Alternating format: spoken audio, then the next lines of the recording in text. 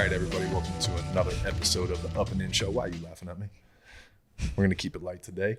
We are not at Cards and Culture anymore. I think I've said that for like 3 or 4 episodes in a row now, so I'm just so used to saying that. But we are at our downtown location at Culture Media. We are on the purple couch, and I got one of my good, I guess I could say friends now. Are we friends? Homies? We're homies. Homies. Mya Young. Mya is started as a retail worker at Cards and Culture. We've developed a really good business relationship and friendship outside of work. Maya's an incredible designer. She's a student at LSU. She wears a lot of hats for our business and things like that. She wears a lot of hats in general. I thought you were supposed to say, like, I wear a lot of hats. I was like, what does this have to do with anything? We'll just leave it right there. Yeah. We were talking about her Yankee hat before the show, before we flipped on the cameras and the mics. But yeah, Maya's got a really cool story. We're going to dip into that. We're going to talk a little bit about design, some of the things that we got going on business-wise, our business relationship. I'm going to like question her and give you some real insight on what it's like to be a 21-year-old entrepreneur in today's world. But Mya, why don't you take a second and introduce yourself, let our listeners know who you are, where you're from, what you do. Yep. I'm Mya Young. I'm 21. I'm from Prairieville, Louisiana. I go to LSU. I'm a apparel design, merchandising, textile science major. Textile science. That sounds so fancy. Yeah, it's not. It's not fancy. Why not? It's real boring. Yeah. You design blouses in school? Yeah, skirts. Jorts. Yeah, jorts. Oh, it's so funny. You're like, why am I learning how to design this? I'm never going to do that. But you started as a chemical engineer, huh? That's kind of crazy. Or like chemical engineering. Yeah, I was 3 years into chemical engineering. I had a minor in computer science. Yeah. So I was doing like coding and stuff too. That's crazy. So what made you get into that? Because I think, didn't you say, was that kind of in, I know your mom is a nurse, right?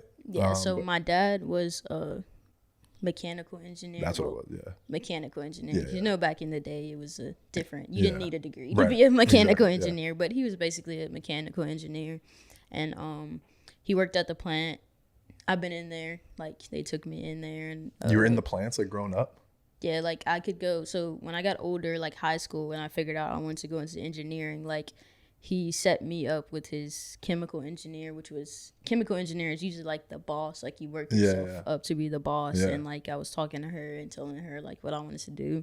And I thought it was like cool. Like, it was cool, but like there was no like passion behind it, I guess. It was just like, okay, this is gonna make me big racks. So this is what I'm doing. Yeah, it sounds dope. Like, the money sounds good, basically.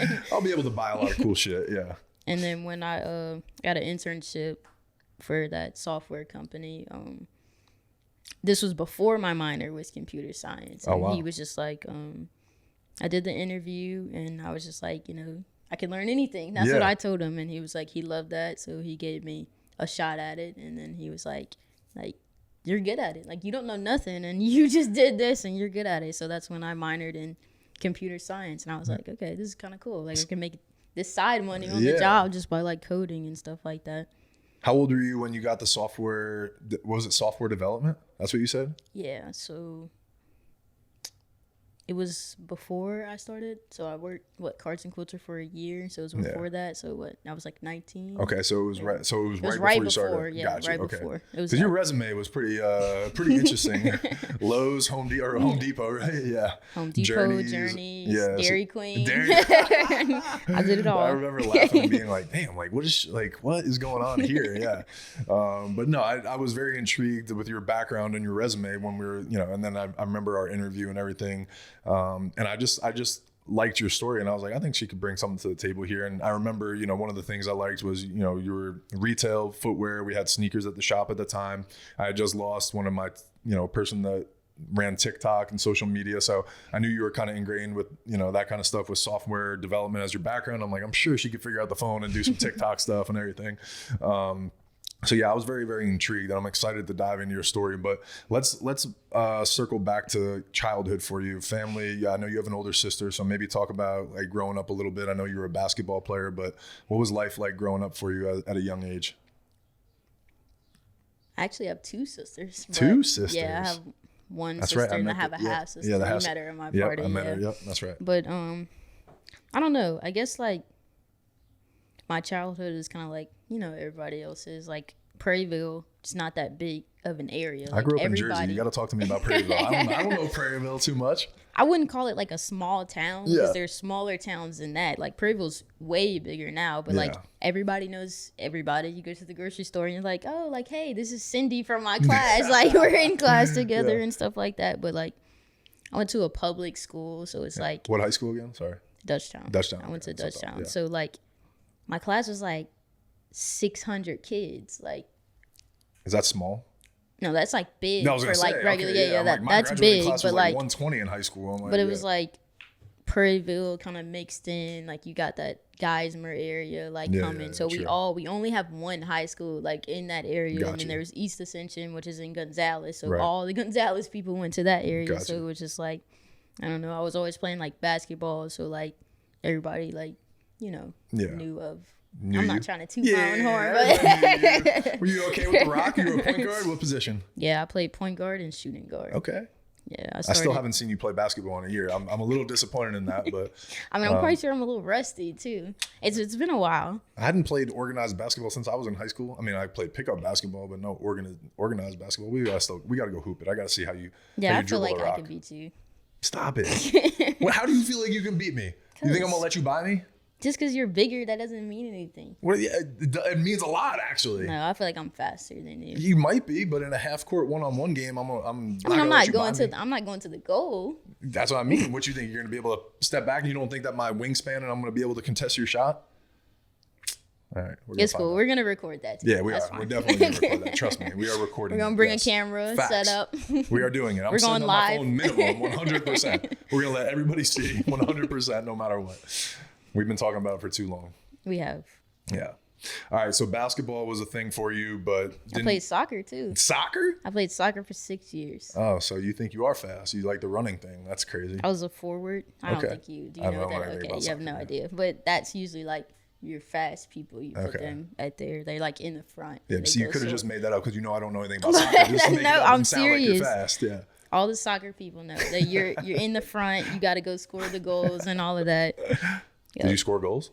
Yeah. Oh, I was the main scorer on my team. Look at you. Did you play all throughout high school soccer too, or just hoops? So I started soccer when I was like in elementary school. Okay. Yeah. So, and then middle school, it got a little tricky because I'm trying to play basketball too. And I'm going to basketball and soccer practice because middle school, the seasons like collided. So I'm like, my legs are tired. Like I'm worn out. So ended up focusing just on basketball. Okay. So I stopped playing soccer middle school, maybe 7th grade. Okay. So yeah. Gotcha. Now you're a designer right now, and that's what we do a lot of business with. And like when you're at the shop, you do business development stuff, but it's kind of centered around your brand Monet Wear. I know that's your middle name. We'll get into the brand design a little bit more in a minute, but when you were growing up and you were playing sports and stuff, were you always kind of a creative? Were you always kind of drawing, or is this kind of something that developed later in life? Yeah, so I always liked art. Like I had this sketchbook, and like I took a lot of art. Like art was always my collective. Nice. And like I was just like, I would like sketch stuff like roses, and like we had a conversation like you know like the sketch and all of that. I was in the band too. I played the drums. What? So I didn't know that. Okay. I played the drums in 6th and 7th grade of like middle school. Like I played at like the football games. Yeah. I walked in like a parade before and all of that. We're gonna have to get you and Jonah together in the band and start let him scream and you do the drums. Yeah, but like art was like my sister, like she can draw too. So I don't know if that's just like she was really good at like art too. And that was just kind of like we would always do that on our free time, but it was never like, oh yeah, let me go to school for design. It was like, that was just like, I feel like art is seen as a hobby. Yeah. So that's kind of what it was for me, like hobby, not like, this is what I want to actually go into and do. Make something out of it. It was just like, I'm bored. Can't go outside. It's raining. So I'm about to draw this rose. That's cool. Play my Xbox or something like that. Damn, I love that. I'm like, I was fascinated with people that could draw and sketch in high school. Like I was jealous. I don't know why, like, maybe the athlete in me or something, but I remember when we do like group projects and stuff, I would always be like searching out like the artists. I'm like, yo, we're going to do this, right? I'll help you. I'll tell you what to write on the stuff. You make it look good. Like hook me up. So that's why I'm like, I love hearing that kind of stuff. And that was a cool escape for you or something, that you would do on the side. think it like definitely caters to what you're doing now and stuff like that. Yeah, I feel like it's therapeutic. Yeah. Like relaxing. Well, now, I mean, you know this, we talk about, I have my own sketchbook, and like, I've always felt like I was not good at drawing, and like, I'm not good at drawing at all or sketching, but I enjoy the process of it. Right. And we talk about therapeutic, like the thing that I love most is the paper, the type of paper that sketchbooks are. But then I'm like, I do mine with Sharpie. So it's like the way that the Sharpie hits the paper is like very therapeutic for me. And like, even if the sketch doesn't come out good, it's like fun to go through the whole process and kind of like do it yourself and that kind of, and like kind of have that therapy session. So I agree. When I do my care package boxes, I like doing it. Yeah. Not when it looks crappy, but like when I actually do it the right way I want to, I'm like, okay. Yeah, it's fun. All right. So sports growing up, doing that kind of stuff, chemical engineering as your major, but I think you've switched majors now, right? So you did 3 years of chemical engineering. How did you decide? I mean, like, I'm sure there's some young listeners here, you know, kind of in between stages of life, kind of understanding, trying to figure out where they're going. So how did you come upon that decision and make that decision for yourself? I think that like where I went to high school, at least, it wasn't as serious as like picking your major. Like me personally, I had no idea. Like when I went to college, like still my senior year, I'm like, I don't know what I want to do. So I'm just like, you know what, chemical engineering. And like, I'm the type of person, like when I pick something, I stick to it. Like I'm not trying to start it all over, which I mean, I am now, but I know what I want to do. And it's just like, you never understand what you have a passion for until you actually like step your feet in and do it. And that's when I started. Well, I mean, when I had that interview with you, I was like, you know, I'm trying to start a clothing brand and all of that. And I feel like that opened the door for me. And I feel like a lot of people I've had signs. Like I met a couple chemical engineers that's like, get out while you can. Like, they're like, you know, like don't do like, it's not like it's hyped up, but it's not like, it's not what it seems. You go through all that school and you hate your job kind of ordeal. And I was just like, you know, like they're tripping, like type of ordeal. But I think it was just destined for me to do this and where I am today. Yeah. So what did you switch your major to officially? You said textile, what? Textile science, merchandising, and apparel design. Wow. Okay, cool. And so like what kind of stuff are you learning in that world right now? Like what classes are you taking this semester? So like textile science is more fabric wise. So that's where like you're learning about like goat fabric, like how they like shearing the goats and like holy shit, people are using that and like really how, and like why they use it and like that material. Oh my god, how to do it. Like we watched a video on like how to like do the goat and all of that, and like I'm just like, bro, I'm not doing this. But I mean, it's good to know and it's good knowledge to have. But it's just like what's going on. But like and then I'll take classes like apparel design is more of like sketching, kind of like. Well, LSU teaches you to do like blouses, skirts, and stuff like that. I mean, I'm at LSU, so I'm not in New York doing anything. Like you like sketch it and like you're learning how to. Well, I'm learning how to draw like mannequins and stuff, and like putting the clothes on there and like doing stuff like that. And then merchandising is basically like cards and culture, like presenting a store to the customer and how you have to think like the customer and like. Just putting yourself in like those shoes. Damn. Okay. So I've always valued your opinion and what we do at the shop and stuff like that. So do you real world, like apply that right away in things you're learning, or is it kind of developed more towards like big box retailers and things like that? I don't know. I think it goes both ways. Like I think nowadays, like the generation, they know what they want to see. Gotcha. So just like you could think like a customer, but at the end of the day, everybody wants something exotic nowadays. Like it's not just like that typical like retail store. So I feel like you go in a Gucci store, you see the most basic stuff ever, but that's Gucci. Right. But like, so it's just like, it's kind of hard, but I feel like real world wise, I've learned a lot. Like just by being in the store and being able to see like when customers come in, like what they're attracted to, like what they go to first. I feel like that helps more than just like, you could tell a person all day how their store should be, but like it just depends on who you attract. Yeah. I think one of the things that I love most about business and like what actually got me into business is like the psychology of the customer, the psychology of why people buy what they buy, the psychology and like of decision making and what made someone actually make a purchase versus I grabbed something or I looked at something and said no, you know? So that's why I was just wondering like what kind of stuff you're learning and if it's applicable to like everyday life, or everyday, you know, at the shop and stuff. But that is one of my favorite things every single day, to just kind of learn and be like, I wonder why that person bought that or why they didn't buy that, you know, like that kind of stuff. So, right. Yeah, that's really cool. All right. So, you know, when you came and had your interview, you were talking about Monet Wear and that's a brand, right? So maybe talk to me about what inspired that, where, I mean, obviously, like I said, Monet is your middle name, but how did you come across starting your own brand and clothing and choose clothing, I guess?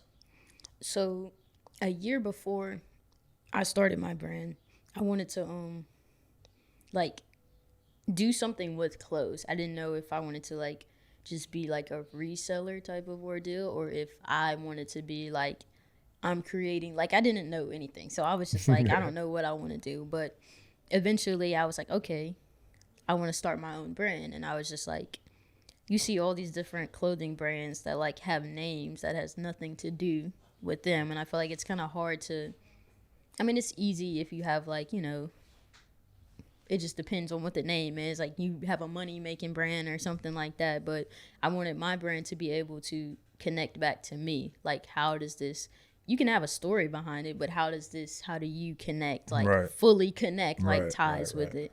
So I feel like Monet, a lot of people mispronounce it. It's a French name. It has a meaning behind it. So it means to be heard. So I feel like that I could do a lot with that. Like, yeah, like absolutely. I could get that out there, and I feel like it's everything that I wanted it to be, like the story and like being heard and all of that, absolutely. and just my place in the world. Yeah. So no, I love that. What are some of the mispronunciations that you get with Monet? Monet. Monet. That's Monet? that too. Yeah, Monet. What is Monet Wear? That's so funny. No, it is. But no, I think you've done an incredible job, and that's why, you know, I've been drawn to your brand. I've tried to help you as much as I can. And obviously the clothing fits great for me. I love the feel. The sweatshirts are some of the best hoodies that I've ever put on. I think I've sold more of your hoodies in our shop than maybe you have, honestly, just in the sense of like the way I'm like, you guys got to try it on. I'm like, no, I don't care. Like, just try it on. But honestly, growing this brand and being a part of it and having you be heard is one of the cool things for me, you know, as a business owner. And again, this is why, you know, I did a solo podcast right before this that you kind of heard. But this is the reason that I started a shop, was to try to bring people's dreams to life, to try to bring happiness and joy to people. Obviously, this brand brings you happiness, but then I think the sweatshirt fitting someone right and feeling good brings them happiness. You know, if they can connect with you in the shop and be like, I know you get embarrassed when I do this to you and I tell people like, hey, that's the designer right over there. I can't tell you how many times I've seen people's eyes be like, really, that's her? Like, you know, and like, think about going to New York City and somebody being like, yo, that's the designer of the shirt that you just picked up that you fucked with. You know what I'm saying? Like, I think that goes a long way for people too, that you're in the shop, they can meet you. And even if you're still a little shy and you're trying to like get to know how to speak to customers about your brand, and like you're super humble, you know? So, you know, I think it still creates a really great experience for your customer too. So that's really cool. I think it's cool, like seeing them. Like, to me, that's not a big deal. Like, when you say that and they're like, what? Like, I'm like, what's wrong with them? Like, why are they acting this way? Like, well, I guess it's because, like, me, like, I don't see, like, me and you, like, you're famous and you don't like to take that into consideration. But when we're going somewhere, I'm like, what the fuck is wrong with everybody? Like, why are they coming up to him? Like, he's just a regular person. Like, I forget that, like, we live in this society where it's just like, you know, big names and like going up to people. Yeah, you're famous. Every time we go somewhere, someone's coming up. I think that's just because I'm tall. I don't think so. Yeah. No, they're like Anthony, Renata. They shouldn't know your whole name. Nobody's coming. No strangers coming up to me and be like, Mya Young. Like, no one's doing that. I'm just like, what's wrong with everybody? They will soon though, because of your brand. But no, but if you went to New York City, do you have any idols or people that you look up to in the design world or fashion world? I don't think, like, the world now is like changing to where it's like Louis Vuitton, like, that's just like, I like Louis Vuitton's things, but like at the end of the day, like there's a lot of artists, well, I'm saying artists, but like designers who creators, are like on the lower end that make way better stuff than them. Yeah. And I just think that like it's eventually, looking into the future, the world's gonna change. There's not gonna be, there's gonna be Gucci, Louis Vuitton, but nobody's gonna care about it anymore. And I don't think people are actually going to spend money on something that literally just says Louis right here and it's $100. Like that's not, you can get quality from anywhere. No. I think that's where people are learning now. I agree. And it would, I think, it's definitely a different mindset and shift from, 20 years ago. You've already seen that. And I think in the next 20, 30, 40, 50 years, that's why these podcasts are fun for me. Cause like just even hearing you say that and like thinking that, in 20, 30 years, we can look back on this podcast and like be like, yo, the first time that we ever sat down on a podcast, like you were talking about this, and this, and like, look, this came true. This was wrong. This was right. Like that's kind of cool to think about too. So I like hearing people's insight on that. But so no, like, nobody's like an inspiration for you. I love that kind of. I don't like, and I feel like people, if I was to be like, this is an inspiration for me, I feel like that would reflect on like my clothes, and I feel like it doesn't. Like I feel like if I can sit there and try to design a shirt like off the top of my head, that's way better than me going to some designer site like saying, oh, like what did they put out, like how can I like relate to that. And I feel like that's what separates you from everybody else. No, I agree. And I really like that. I've always said that. I love the style of your shirts. I've always really enjoyed every design that you've put out. And that's why, I'm excited about grand reopening, but also to kind of talk about your brand in a different way. You're wearing one of the shirts that we're going to be selling. And I think, we've come together. I was honored, obviously I helped you with some brand marketing and gave you the shop floor and that kind of stuff. But when you came to me and said, I want you to be, kind of part of it in a bigger way, I was honored. I'd been part of some other companies and things like that. And I kind of spitball some ideas to you of what if we ran with this? What if we ran with this? And like for you to take that high vibrations and do the things that you're doing with it and kind of understand what my mission's about in life and this podcast and what I do on the daily is really cool to me. So maybe talk to me a little bit about the high vibrations and what it means to you and what kind of inspired you to kind of do some of your designs with that. But no, when you were like high vibrations, it was like, okay, like my brain goes like, you can tell me like a quote or something, and there's something in my brain and I'm like seeing it. Right. Like I see the design before I do it. Like I know that sounds like weird maybe, but like I see what I'm gonna do and I'll be like, okay, like put me in front of a computer right now so I can get it down before. But like high vibrations, I feel, is what people need just when we talk about like mental health and just like positive outcomes, and like not everything is about money, not everything like putting the world aside, like this is what matters. So I feel like high vibrations is going to be that outbreak that we have where it's like, okay, like damn, like this shirt's right. Like, they're doing something. And that's what it is for me, right? Like for me, I've been part of a brand called the Positive Vibe Movement before, but I kind of live my life by, and I read this a long time ago, and I kind of like, this is kind of how I think, right? Frequencies are things that you tune into in your radio, right? And that's what plays stuff through your speakers, and there's towers that give that frequency off. And so vibrations is another word for frequencies in that sense for me, right? And I think that people are attracted to people because of their frequencies and the energy that they give off. And so I think that's how you and I came together. Like we have a very, Avi was kind of joking about it, like that your mic's going to be turned all the way up, mine's going to be all the way down because I speak so loud and you're kind of like more low key and everything. And I think we're the perfect yin and yang together as business partners and stuff, right? But I think that's what attracted us together was, I think your energy and the way that you carry yourself through the world. It's this confident aura And, you know, I've seen you behind closed doors and we've shared things as friends and business partners and things like that, where, you know, I know some of your struggles in life and that kind of stuff. But I think the way you carry yourself, the confidence that you exude every single day, the way you show up very consistently every single day at work, you know, no matter what's going on outside those doors, is something really important to me, because I know that I am up and down, you know, and you've kind of calmed me down on certain days and been like, I can tell when you're stressed, I can tell when you're happy and in a good mood. But I think that, you know, we've kind of exemplified kind of like unconditional love and respect for each other through that stuff. You know, I've always felt like you've been able to talk to me and help me through certain things. And that's why I'm excited to build with you and give you a platform that I have, you know, and a network that I have. But I think that you bring a lot of stuff to me that I don't even, you know, maybe hasn't come to even fruition yet. So I think that High Vibrations is kind of that perfect product of our business relationship and friendship that has developed organically, you know, wasn't forced. And I'm, no offense, like when I hired you, I never thought that we would be on this level. You know what I'm saying? I was like, I'm hiring somebody to do some TikToks, and I was a part-time. I thought you were going to be there a couple hours a week, you know, and you're going to be going to do chemical engineering and do this like badass shit in life. And here we are doing badass shit together in a different way, you know? So I think our organic story and that frequency that we give off together with other people, even if it's going to LSU and selling some t-shirts and selling some of your brand, or going to Remember That's Vintage pop-ups, you know, stuff like that is really cool for me. So I'm honored to be a part of it. If you guys are around in Baton Rouge, May 11th, make sure you come check it out, because she got some really sick designs coming too. But yeah, do you want to talk any more about High Vibrations and some of the things that are coming with that? Or do you want to let people kind of see it on the 11th? I think that the clothes will speak for themselves. I agree. Yeah.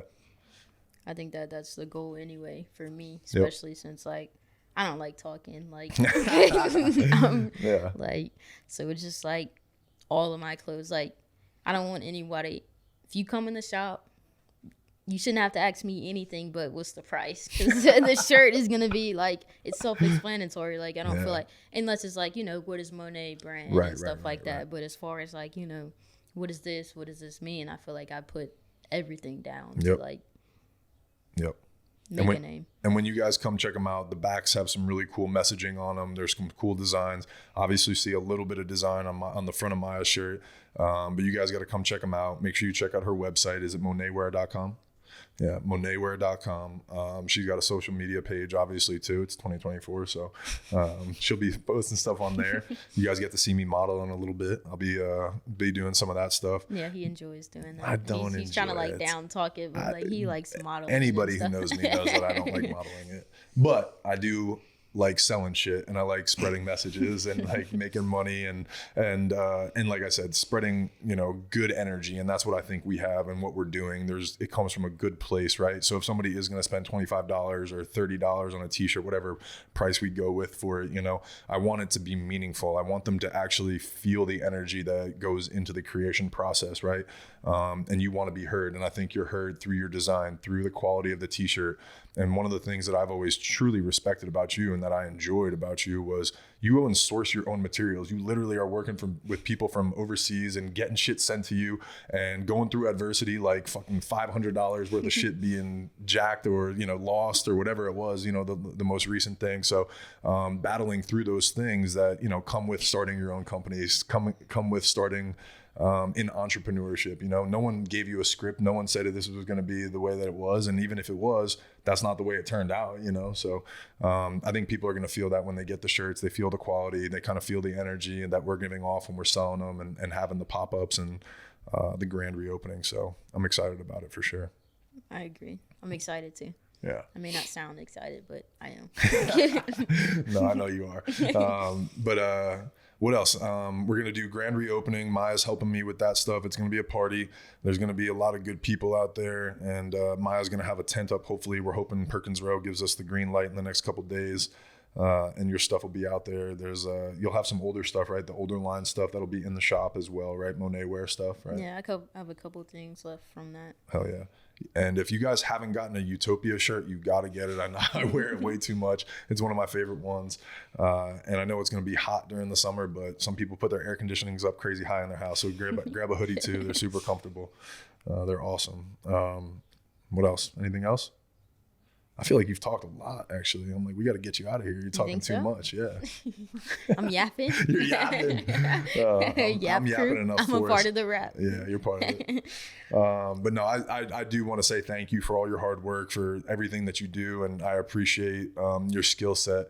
I'm excited to build with you. You know, we've talked about some things that going forward, I think you and I are going to really, build our business relationship, business development stuff. And I'm excited to see your brand grow. Your grand, bro. That's what I almost said.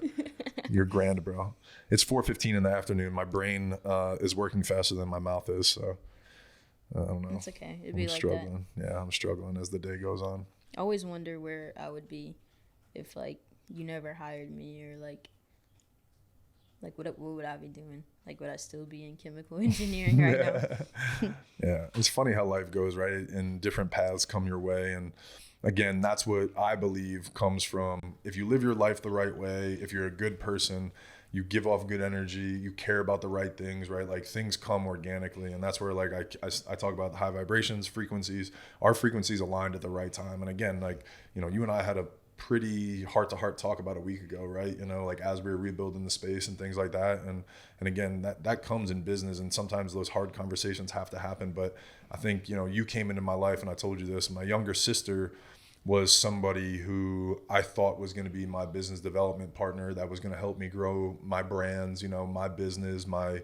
speaking engagements and things like that. But I think it was a little early in my entrepreneurship career, and I didn't have the best direction for her. She didn't have the most confidence and skill set yet to where she is today, because she's an incredible businesswoman and mom and all that stuff. But I think that you came in my path to right when I needed it, in the sense of the way that you helped me mentally, the way you helped me in business, the way you push me without even knowing it, and saying certain things. So you hold me to a certain standard that makes me feel good about doing business each and every day. So I think everything happens, and I wonder where my life would be if I didn't meet you too. So I'm getting all sappy here and we're getting all heart to heart. I appreciate on camera. I know, on camera. Stop crying.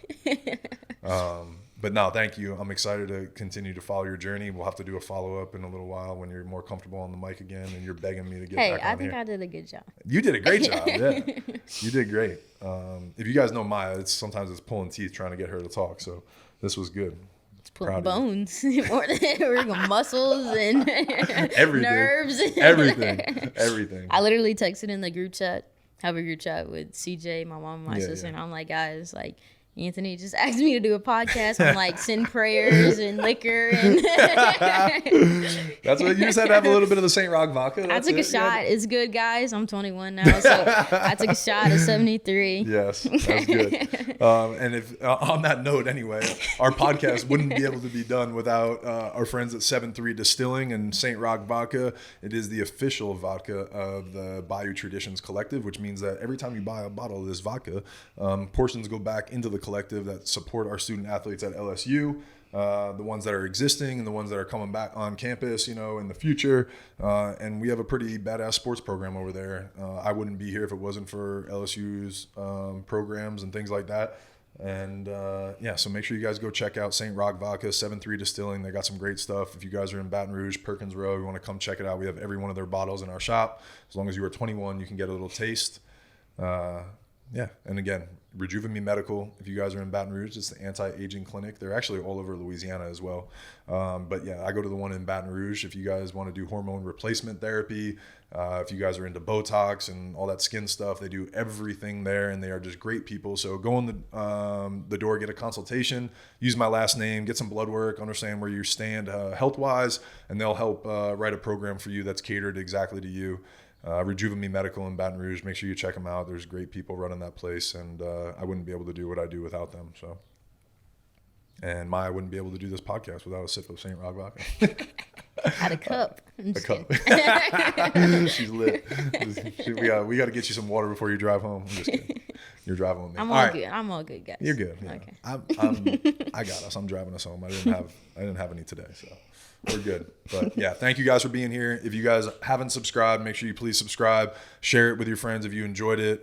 This podcast is all about sports, entrepreneurship, business, lifestyle, all that kind of stuff that high performers do, mental health, everything, all that good stuff. Thank you guys for being here. We'll see you next time.